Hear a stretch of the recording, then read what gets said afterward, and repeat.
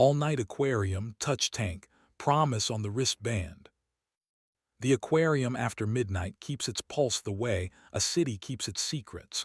Slow, blue, unwilling to speak first. The ticket booth was shuttered, but a volunteer in a fleece vest scanned my phone and looped a paper wristband around my arm like a quiet dare. I palmed the phone face down the way you hold a coin you're not ready to spend and slid it into my left pocket, the pocket I use for things that are supposed to make it home. The lobby light folded itself over the giant tank, and everything beyond it gave the impression of patience. Back home, Mark had said, "Can we talk tomorrow?" in the voice that means please stay now. Our couch can turn any conversation into a courtroom if you let it. I left before either of us had to swear to a version of the truth that wouldn't survive the morning. Halfway down the stairs, my screen lit with a message from S. Sela's in my contacts, S in the way I label hazards to make them smaller. Back entrance by delivery bay. Just talk. Roofs forgive nobody in daylight. Water pretends it will. By day, I fix other people's paragraphs. By night, I try not to turn my own into weapons.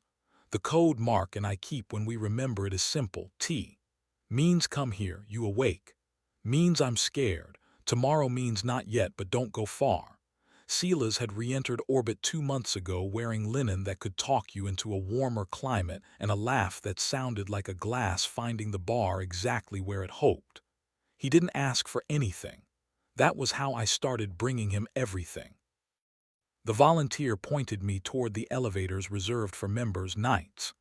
The doors sighed open, closed with a secret, and then I was in the tunnel, glass arcing over me as sharks idled like executive decisions waiting for signatures. A cleaning cart stood abandoned, the bucket still drawing patient circles across its own surface. Beyond the tunnel, the touch tanks spread in low ovals, their stones slick as the inside of a reasonable argument. I pressed my palm against the water and a ray drifted close, brushed my skin with a sensation like a thought changing its mind. The sign said 2 fingers, gentle, and for once I obeyed. 2 fingers, gentle, Silas said, as if the tank had hired him to translate. He was already there, of course, dark jacket, open collar, the shadow of a beard that looked like a new decision. He held up his wrist to show his band, and it read guest in a font that performed sincerity. "I thought you'd leave me underwater," he said. "I considered it," I said. "Water forgives better than I do." He smiled without his teeth, which is how he says I'll be good until I'm not. "There's a staff door near the jellyfish," he said. "The keeper on duty owes me 30 minutes of not asking questions." He touched the inside of my elbow as he passed, a 2-finger courtesy that landed with the accuracy of a confession. Heat is bad at behaving inside glass. We walked past tanks whose labels behaved in the way labels do: Latin, latitude, appetite. The keeper at the jellyfish cylinder nodded without lifting his eyes from a chart. The bells pulsed as if the building itself were dreaming. Silas guided me into a service corridor that smelled like salt and stale applause. He rested his hand against the wall, a man deciding whether to take responsibility for gravity, and turned his mouth toward my ear. 3 words, he said. "Why are you here?" 3 words is cruel, I said. "That's why they work," he said, finding a stubby pencil beside a clipboard and pressing it into my palm. "The water jams when people give speeches." I turned my wrist so the light caught the matte paper. On the band I wrote "proud at breakfast" and smaller beneath it, "touch before arguing." He read the words and looked at my mouth instead of answering. He didn't kiss me. I kissed him. Not hungry, exact. His lips were warm and decisive. The hallway narrowed to nerve and air and the part of heat that thinks it can afford to be careful. His fingers found the back of my neck and pressed only as much as honesty requires. I forgot the polite names for bone. The jellyfish behind us breathed blue. "We shouldn't," I said, which is a hobby I keep when the hallways get small. "Of course we shouldn't," he said, and kissed the hinge of my jaw like a man returning a borrowed book he had read too hard. We didn't rush. We let breath set a tempo the building could live with. He touched the first button of my shirt as if he had been given permission by a committee, and then paused long enough for me to understand that the pause was the permission. His mouth found the part of my throat where stubbornness stores spare keys. When my hand found the heat along his ribs, he made the sound men make when a small country surrenders and calls it diplomacy. The wall felt like a friend who agrees not to tell. He guided my hand down, careful, steady, not performing conquest, asking consent with the patience of a tide. When I wrapped my fingers and gave, he took and gave back. We stayed quiet because walls prefer prose. We finished in a silence nobody had to lie about, his forehead against mine while heat remembered itself into weather. "We already cheated," he said when we could afford sentences again. "We cheated when we started telling each other the truth before we told it at home." "I know," I said, and the tank lights respected us enough not to flicker. He leaned one shoulder against the door that said employees only and adjusted the wristband on my arm so the words faced up. "Does he want to try?" he asked, meaning does Mark want to make tomorrow honest again? "Some days," I said, "often enough to keep the lease." He ran his thumb across the edge of the band once, like sealing a letter he wasn't willing to mail. "I booked a room," he said, as if delivering a weather report to a man pretending to be indoors. "I figured," I said. "We could go look at a river and not touch for 60 seconds just to prove we still know ceremony," he said. "We could keep the room honest. We could also walk back to the tank and let the rays teach us something about restraint that isn't a performance."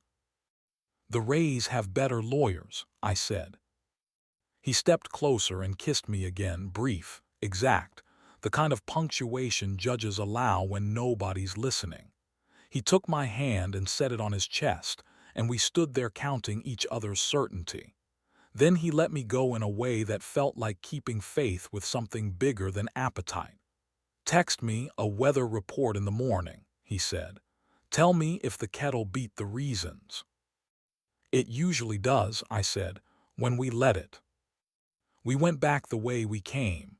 The corridor, the keeper who did not have to be complicit to be kind, the tunnel where sharks were still in no hurry to become metaphors, and the volunteer at the elevator caught my wrist lightly as the doors opened. "Keep this," she said, tapping the band. "Cold helps letters behave." Outside, the river smelled like metal and hope, the kind that gets things done. The crosswalk gave me time and I took it. The apartment was the kind of quiet that makes people ask smaller questions. The fridge hummed the way machines hum when they've decided to believe you. Mark sat on the floor with his back against the door, sleeves pushed to his elbows, one ankle crossed over the other, the posture manuals use when they draw people who are about to fix things. He didn't ask me where I had been. He tilted his head a fraction toward the space next to him. I sat. "Do you want to be asked?" he said, voice steady, not performing mercy, offering it. "Please," I said, because prompts are the scaffolding of my better self. "Are you lonely?" he asked. "Some nights," I said. "Not here, not when you ask first, not when the kettle outruns the reasons." I took his wrist and placed his hand on my forearm the way he does when he needs to make sure I'm not inventing weather. His thumb traced once and chose to believe me. "I feel useful," he said. "I want to be wanted before I'm useful." "Tonight's procedure," I said. "Touch first, argue second, report later." The kettle clicked like a stamp in a country that still believes in stamps. He stood and poured water over mint. We named it dinner because names can be mercies, and I peeled the wristband off my arm and pinned it under the lemon-shaped magnet so Proud at Breakfast faced the room. Mark read the words and his mouth did the smaller, braver thing it does when courage shows up wearing pajamas. He picked up the dry erase marker and wrote beneath the lemon, "Tomorrow, keep the torque." He didn't grin. He nodded, then let his forehead rest against mine like a rehearsal that knows its lines. We made a rule that wasn't noble. When prosecution tried to wear a bathrobe, one of us would say touch tank and the other would put the kettle on while the first put his hands where history could find them. We agreed to 5 words when 5 were enough. We agreed to stop at the shoulder, not the ditch. We agreed to try to want what we promised, and when we didn't, to write 3 words and tell the room. Days did what days do when you're trying to be an amateur human with professional consistency. The band in my pocket learned the shape of my left hand. Paper learns its carriers. On the late bus, I drafted messages to no one that began "I didn't ask," because I thought that counted as kindness and ended "May your breakfast go right." I didn't send them. The not sending felt like a skill borrowed from sharks that know how to idle. A week later, when afternoon tried to be a test, I walked past the aquarium and bought nothing. I left a bottle of water on the bench by the jellyfish with a note, "For whoever is waiting for a sister." The keeper glanced up and gave me the nod bridges use when they've held and will hold again.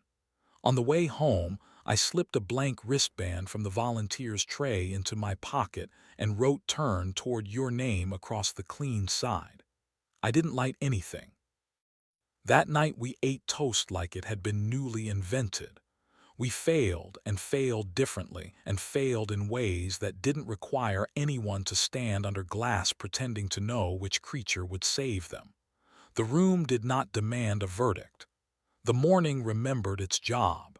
And when we said tomorrow out loud, it meant only what we let it mean.